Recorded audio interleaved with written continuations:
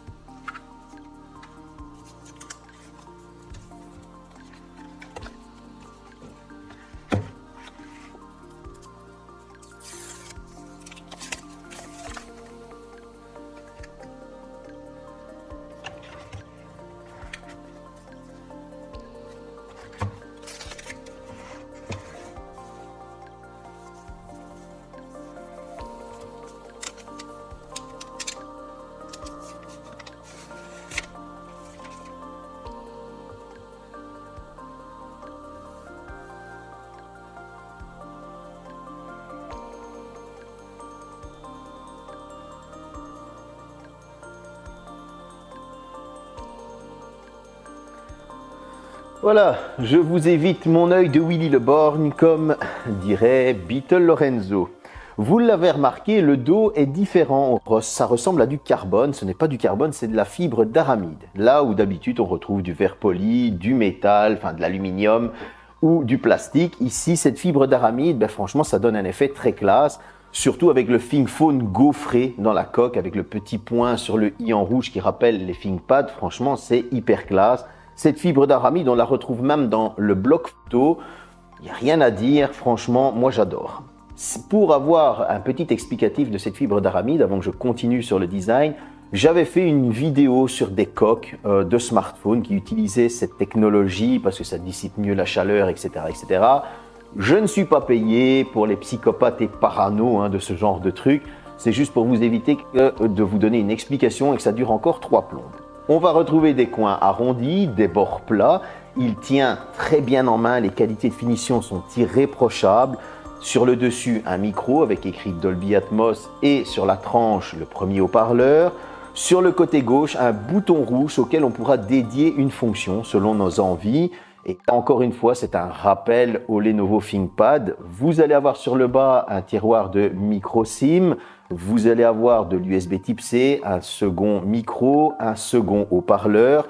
Et sur le côté droit, le bouton de volume, les boutons de volume et d'extinction allumage. Personnellement, j'adore ce design. Il tient très bien en main. Il est super agréable au toucher. Ça ne prend pas les traces de doigts. Il y a une bonne dissipation de la chaleur, on en parlera un petit peu plus tard dans la partie spec, on va dire. En tout cas, moi, je n'ai rien à dire. Il va de pair avec un Lenovo ThinkPad. Si vous avez ça sur un bureau, ça donne trop bien ensemble. Malheureusement, j'en ai pas, Lenovo, si vous voulez m'en offrir un, ce sera le bienvenu. On va passer tout de suite au tour général. On va commencer avec l'Android, on est sur la version 13 et la surcouche Motorola qui est très fine et souvent très bien optimisée, vous vous en rendrez compte dans les benches. On a de l'IP68, jusque-là nickel, du Wi-Fi 6E, seul micro-ombre, on n'est pas sur du Bluetooth 5.3 LE mais sur du 5.2 LE, c'est les specs que j'ai trouvés. Donc je me suis dit pourquoi pas du 5.3, bon ok on va accepter le 5.2 mais je trouve qu'il est assez solide. Pourquoi? J'étais à plus de 10 mètres avec 3 murs qui séparaient ces 10 mètres et j'arrivais toujours à capter le Bluetooth dans mes écouteurs. Donc là franchement bravo, j'ai trouvé qu'il faisait très très bien son travail. En tout cas, pour les deux haut-parleurs, ils ont un son qui est plutôt correct. On n'a pas le meilleur son, je sais pas le meilleur son que j'ai entendu, mais en tout cas, il a un son très correct, il est très clair, on n'a pas de grésillement ou au niveau du son, ça crache. Vous savez, un son qui est parfois étouffé parce qu'il crache, il est trop poussé à son maximum. Là, pas du tout, il est bien équilibré, donc le son est correct. Pour le petit tour général, je trouve que c'est franchement pas mal. 6,6 pouces en POLED, 144 Hz en taux de rafraîchissement, de l'HDR10+, du Gorilla Glass Victus et une résolution Full HD+. Personnellement, encore, certains vont me dire « Ouais, mais WQHD+, oui, mais Full HD+, tu verras très peu la différence. » Surtout que dans les options, tu peux activer l'anti-scintillement, etc., etc. Et donc, du coup, tu te retrouves avec une image totalement nickel. Un taux de rafraîchissement qui, franchement, n'a pas à pâlir devant certains qui parfois ne proposent que du 90 Hz pour leur haut de gamme. Donc ici, on est clairement sur un smartphone qui va être vraiment fluide au niveau de l'écran. On va avoir ce taux de rafraîchissement réglable en 60, 120 ou 144 Hz ou en automatique. Alors oui, il n'est pas LTPO, il ne pourra pas descendre à 1 Hz. C'est comme ça. Maintenant, vous avez cet écran qui franchement fait très bien son travail. Une fois, il a eu du lag ou il a ralenti ou il y a eu des soucis au niveau de l'utilisation. Cet écran, il est très beau à regarder et même en plein jour, ils annoncent 1000 nits de luminosité et moi j'ai l'impression qu'il y en avait même plus parce que ça n'est pas dérangeant de l'utiliser en plein jour et dehors. Il ne faut pas se mettre dans des zones d'ombre, etc., etc. Donc là, on a un écran qui honnêtement fait bien son taf. C'est un écran assez connu que l'on retrouve souvent chez Motorola maintenant, le 144 Hz. J'ai même l'impression que c'est l'écran du 30 Ultra de l'année passée. Ça, c'est mon avis personnel. Maintenant, on va passer au spec. Au niveau des perfs et des benches, je vais déjà sortir ce qu'on appelle les Antutu Bench, etc., etc. Vous savez, j'ai l'habitude, je n'arrive pas à les retenir. En tout cas, on va retrouver un 8 Gen 1 de Qualcomm. Et oui, on est sur une ancienne génération. On va retrouver son GPU, l'Adreno 730, 8 ou 12 Go de RAM en LPDDR5 en fonction du stockage que vous allez prendre, 256 ou 512. Forcément, je vous conseillerais toujours d'aller vers le 512 pour avoir les meilleurs perfs et le plus de stockage possible, car on ne peut pas étendre avec une carte micro SD. Mais j'ai testé la version 8 Go de RAM. Pourquoi? Eh bien, c'est pour avoir déjà les performances les plus basses. Comme ça peut vous donner une idée des performances les plus hautes avec 12 Go de RAM. Forcément, il y aura un meilleur taux de transfert, etc., etc. Sur ces 256 Go de stockage, j'ai envie de préciser qu'il vous restera encore 241 Go de stockage parce qu'il y a l'OS qui prend de la place, etc. C'est Android 13 avec la surcouche Motorola qui est assez fine. Ça nous a sorti quoi à l'Antutu Bench? Tout d'abord, un score de 1 073 687 points. J'ai envie de dire qu'on est clairement sur le haut du panier. Il n'est que 200 000 points par rapport à 200 000 points de moins par rapport à certains hauts de gamme actuels avec un 8 Gen 2. Donc, on est quand même sur quelque chose de bon. De l'autre côté, le Geekbench nous a sorti un 1804 au simple cœur et un 4636 au multicœur. Encore une fois, on est sur des performances qui sont assez exceptionnelles. On est sur un smartphone qui va convenir à 90% des gens. Il va pouvoir être utilisé pour du professionnel, mais aussi pour du gaming. Donc, on est vraiment sur quelque chose de très beau. Mais en jeu vidéo, qu'est-ce que ça a donné? Bon, désolé, j'ai dû faire une petite pause pour mon œil qui me brûlait. En tout cas, pour Asphalt 9, avec des performances comme ça, vous vous doutez bien qu'on va avoir des temps de chargement hyper réduits. Ça va être super fluide, super beau pour jouer avec cet écran qui est magnifique, 144 Hz et toutes ces couleurs. Voilà, Asphalt 9, c'est pas le plus gourmand non plus. Cependant, sur Genshin Impact, j'ai pu mettre les graphismes au maximum. J'ai mis les taux de rafraîchissement en 60 Hz, donc en 60 images par seconde. Et là, j'ai été super étonné de voir qu'on avait, après 1 heure de jeu, une température qui était plus que maîtrisée de 51 degrés. Parce que je rappelle quand même qu'on est sur un 8 Gen 1 qui avait cette tendance à chauffer. Et ça, en tout cas, c'est un gros bravo à Motorola pour ce ThinkPhone d'avoir pu gérer ça. Je suis parti ensuite sur du Call of Duty mobile. Là, encore une fois, j'ai mis les graphismes au maximum, donc avec les graphismes HD téléchargés, en mode réaliste, le taux de rafraîchissement au maximum. Et encore une fois, j'ai eu des températures qui étaient plus que maîtrisées. On avait un jeu qui était vraiment hyper fluide avec une température de 57 degrés. Ce qui, je trouve, franchement, est très très bon et on n'avait pas ce smartphone qui est bouillant dans les mains. Vous allez me dire, ouais mais sur le Roi, ça a donné quoi? Parce que vous le savez, Fortnite est le jeu le plus gourmand et celui qui a tendance à faire chauffer le plus le smartphone. Et bien là, j'ai été assez surpris. Encore une fois, vous allez me dire, mais donc, tu as été beaucoup surpris. Ouais, parce qu'on a des graphismes épiques, on a un taux de rafraîchissement de 60 images par seconde stable. Ça, c'est pas rien. On a un jeu qui est franchement très agréable à jouer et une température qui reste tout à fait agréable après 1 heure de jeu. J'étais aussi à 57 degrés.